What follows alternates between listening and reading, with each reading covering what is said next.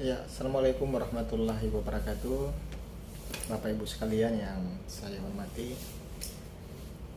Pada kesempatan kali ini saya ingin mendiskusikan tentang eh, politik dan eh, demokrasi. Ya, bahwa secara aktual hari ini panggung politik kita itu diisi oleh para aktor politik atau para politisi yang tidak semuanya punya kualitas mumpuni untuk ukuran kepemimpinan. Tapi kenapa kemudian mereka harus turun mewarnai panggung atau mendominasi panggung-panggung politik, dan dalam prakteknya mereka berhasil ya melakukan infiltrasi, bersaing, dan sampai duduk di DPR maupun sebagai pimpinan eksekutif.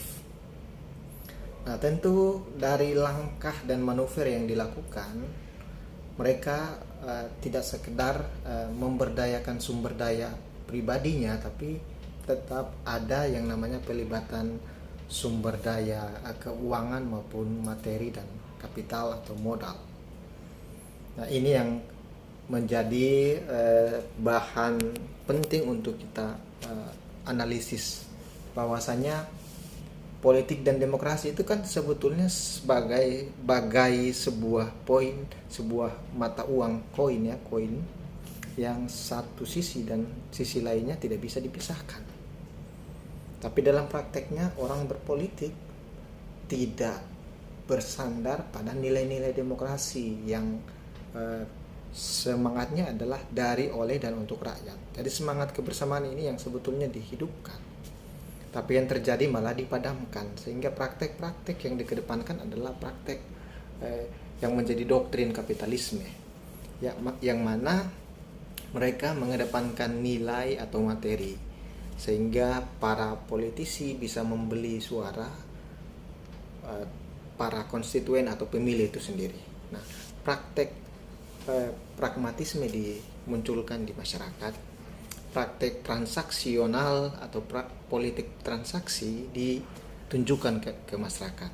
Dan sayangnya lagi, masyarakat kita ikut-ikutan mau dibeli suaranya untuk kepentingan kekuasaan para politisi ini, dan konsekuensinya kemudian adalah kesejahteraan yang diidam-idamkan oleh rakyat itu tidak diberikan oleh para politisi. Karena kenapa?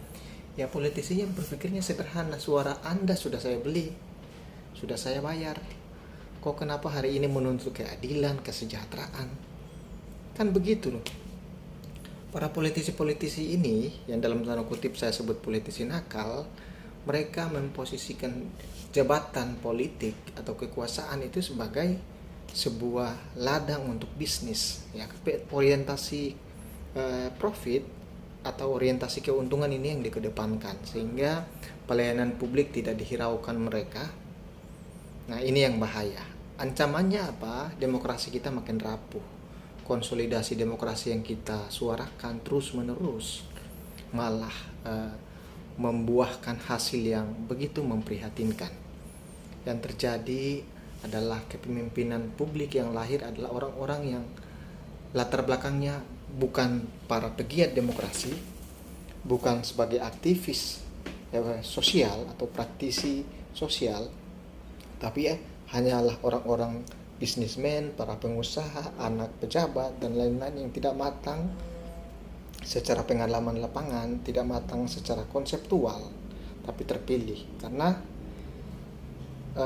skema demokrasi kita sudah dibuat seperti itu. Jadi jual beli suara menjadi hal yang biasa.